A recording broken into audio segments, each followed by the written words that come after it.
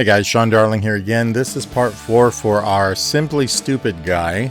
And today we're going to be doing some stuff like giving him hands and better feet and giving him a head turn. Okay, let's get to it. We're gonna learn animation in Moho and animate everything in Moho. It's easier than using any yo-yo, yeah. Now it's time to learn to use Moho. All right, so here's our simple dude. If you remember last time, we gave him some target bones for his feet. And I wanted to kind of iterate that this is fine, but we can't rotate these feet with them locked the way they are. So you can switch that out as you go.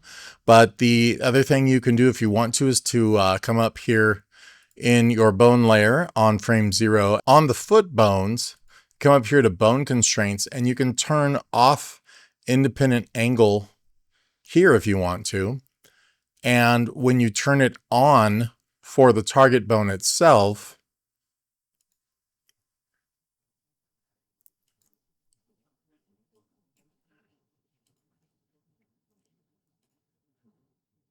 you can move your foot around, get that independent angle here, do what you need.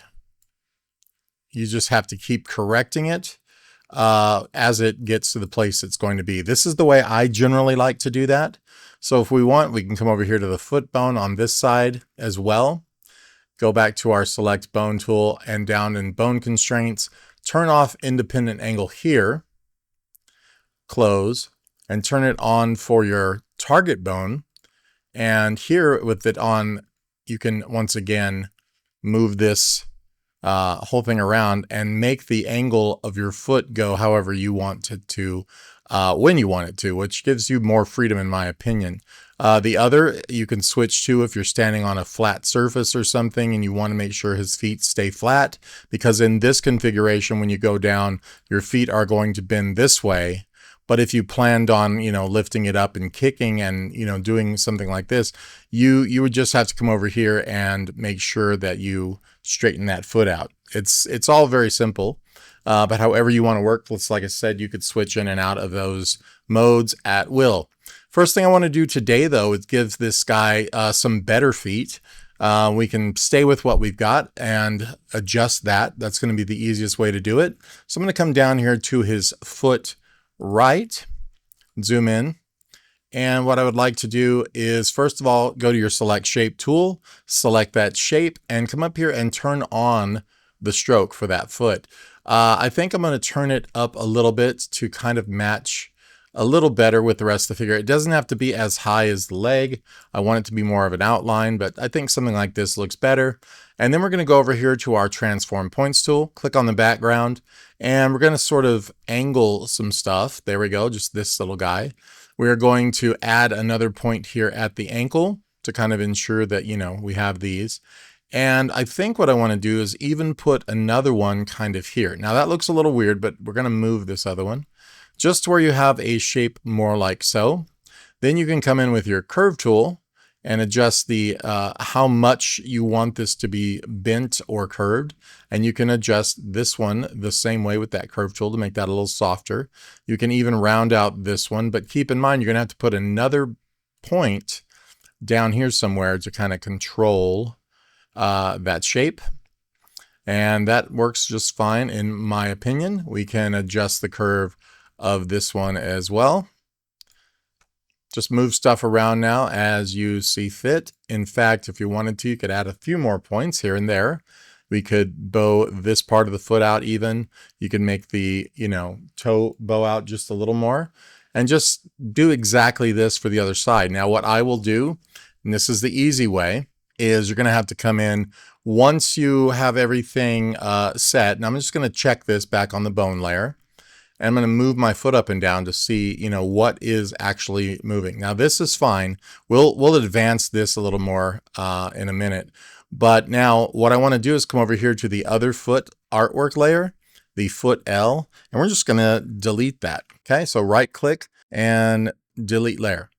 Okay, what we're going to do now is come back over here to the layer of the foot here, and we're going to right click on foot R and we're going to duplicate that layer. So we have foot R2. We're going to rename that immediately to foot L, just like we did before.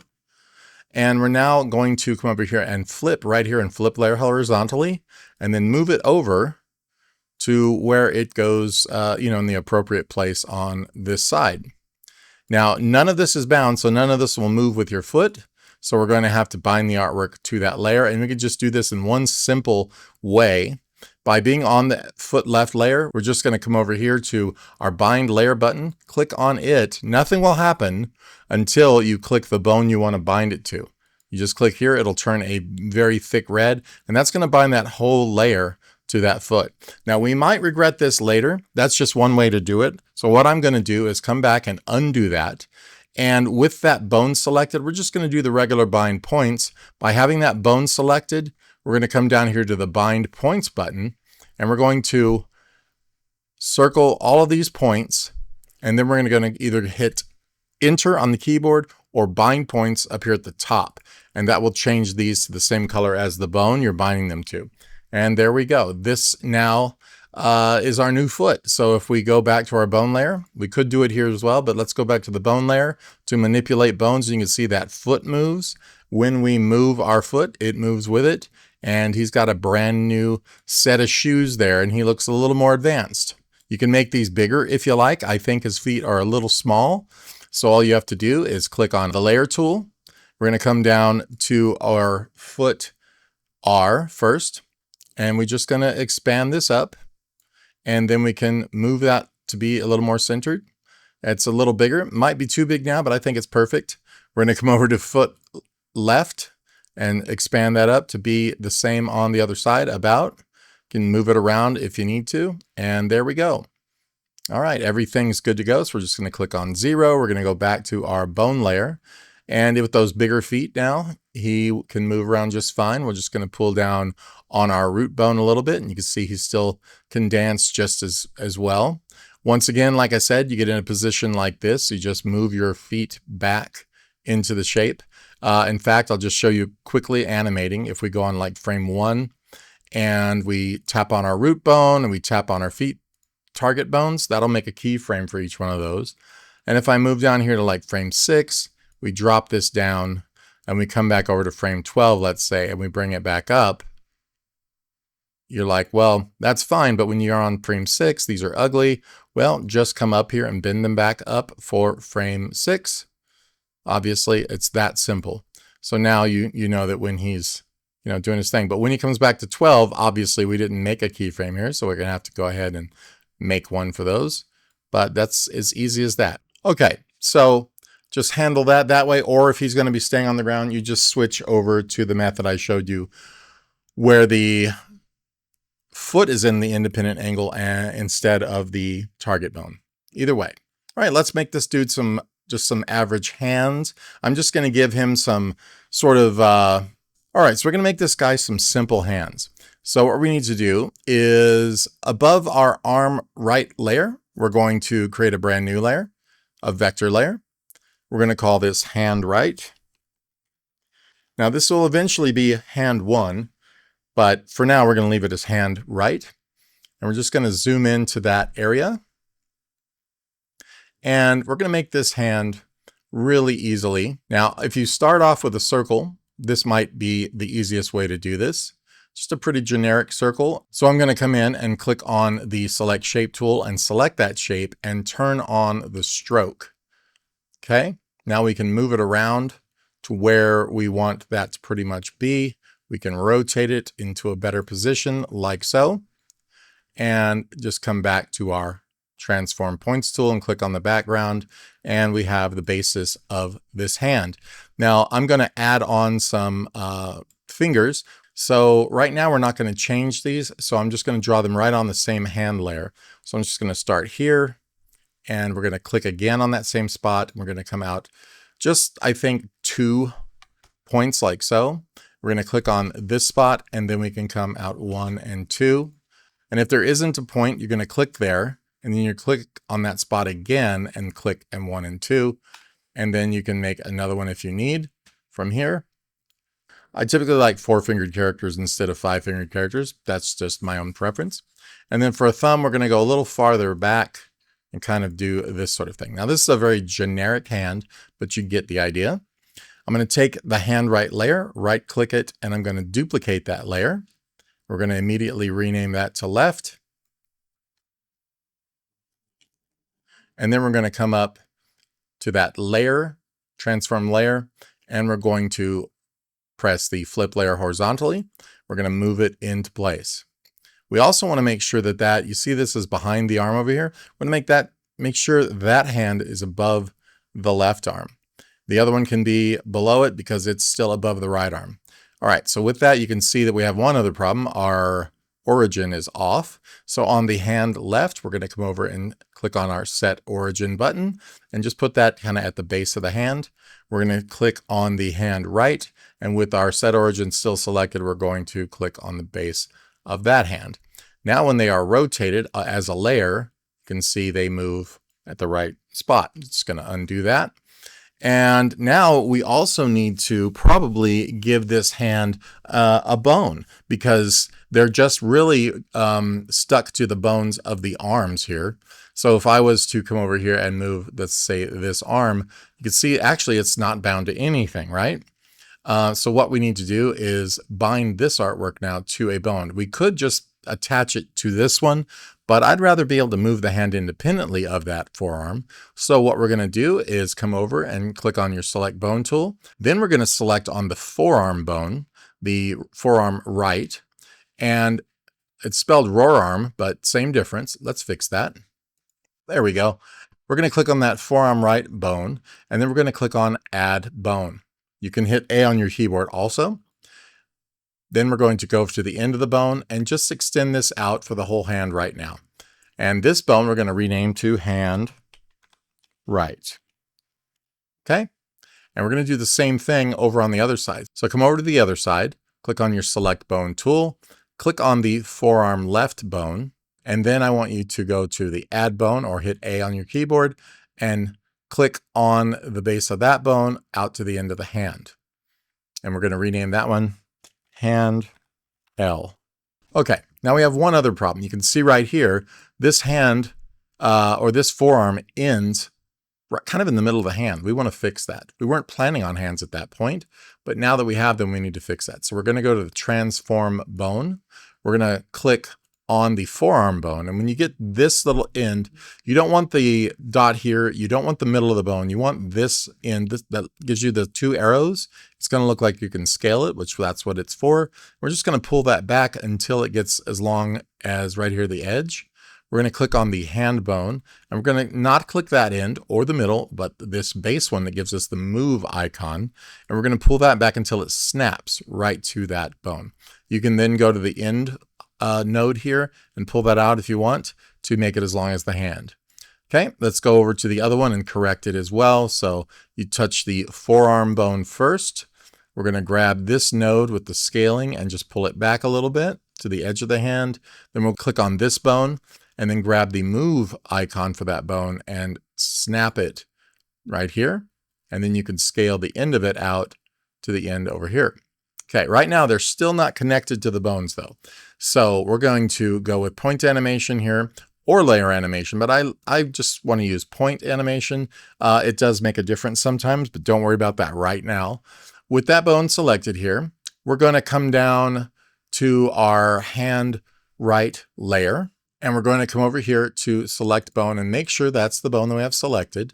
Then we're going to come down to bind points, click it, and then we're going to surround all of the points of the hand like so.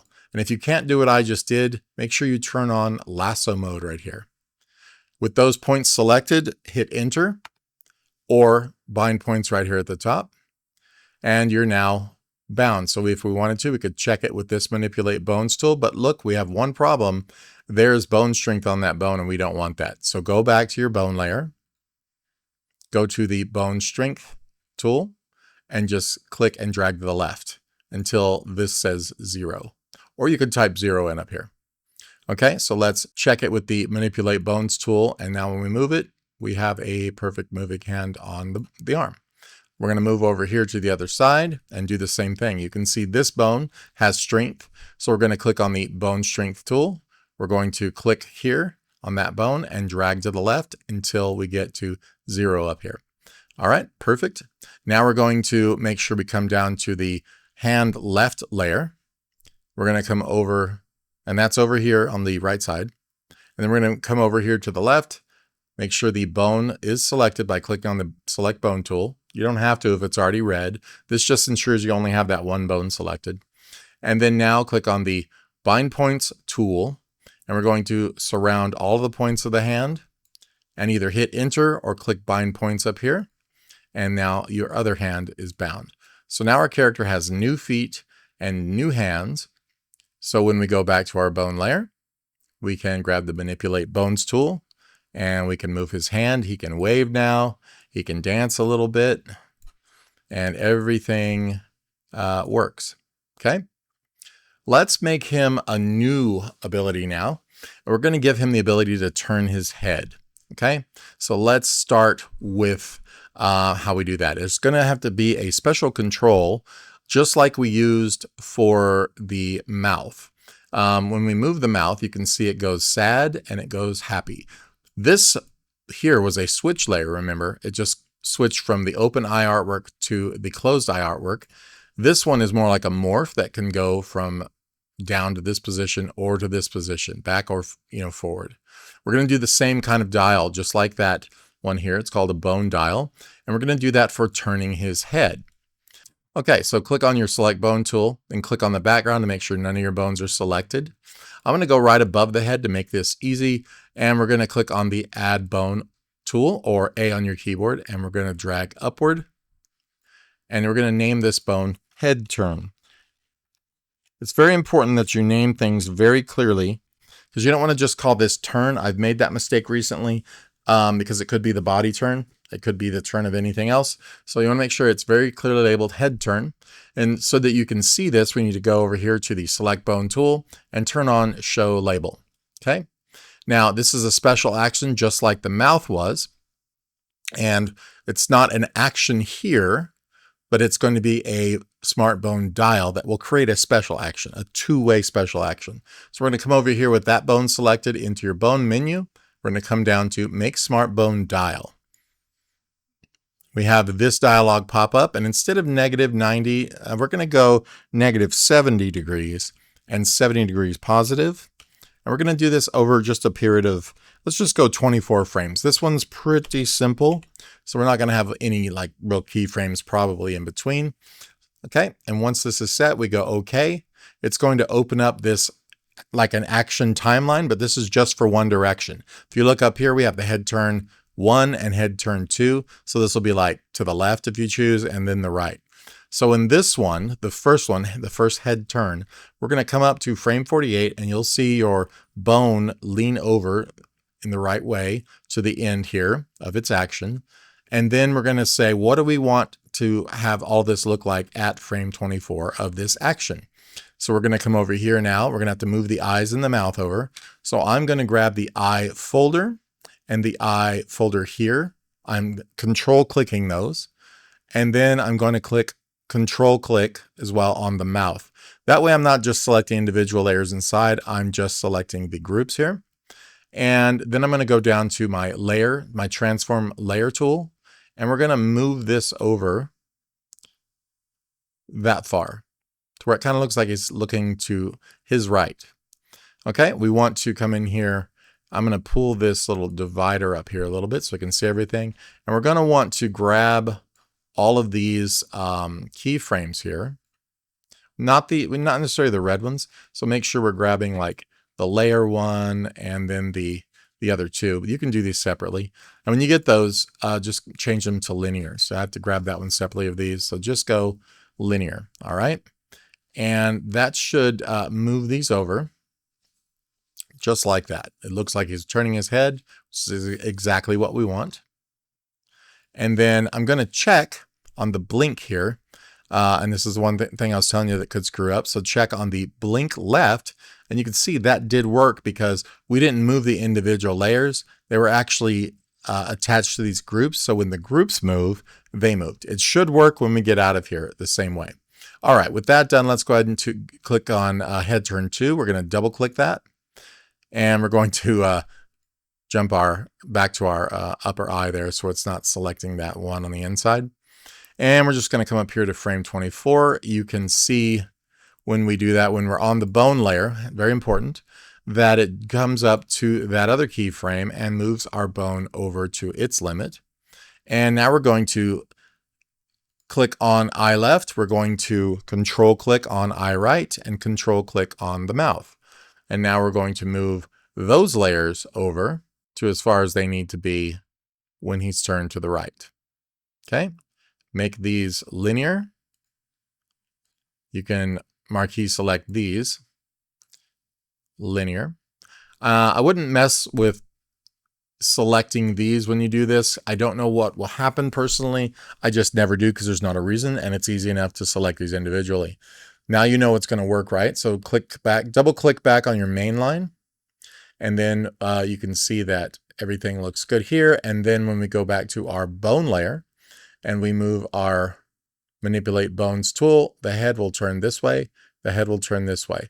Now, personally, I feel like it's like an optical illusion because the mouth is moving just straight across and so is the eye. It almost looks like the mouth drops on that side. And when you move it here, you can kind of see what I'm talking about, right? It's not, it's an optical illusion because the mouth is just moving straight across and so are the eyes. If we wanted to advance this a little bit, we could, when this action moves this way, make this eye a little smaller and make this edge of the mouth come up a little bit. And then the opposite when he comes over to this side. So let's do that. We're just going to double click into head turn 1. We're going to move upward until we get to frame 24. We're going to come over here now and select the layer and shrink that layer just a little bit like so. Simple enough. Make sure you go linear on those keyframes. And then we're going to go to the blink right and do the same thing. So just make sure it's a little smaller as well and make sure those are linear. It's real simple. So the blink of this eye does not need to be smaller, and neither does the eye because those are just moving across. But these that are getting essentially a little farther away from you when the head turns should be a little smaller. All right, for the mouth now, we just need to make sure that this corner moves up a little bit. Not the whole thing, which I just did.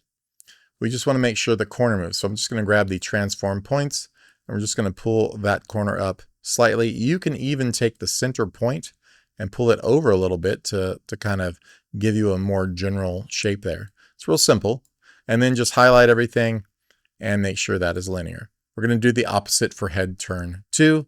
So just come in here to head turn 2. We're going to come up to 24.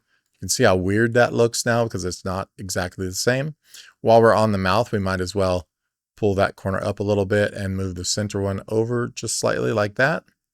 And then on the eye left, we're going to make it a little bit smaller.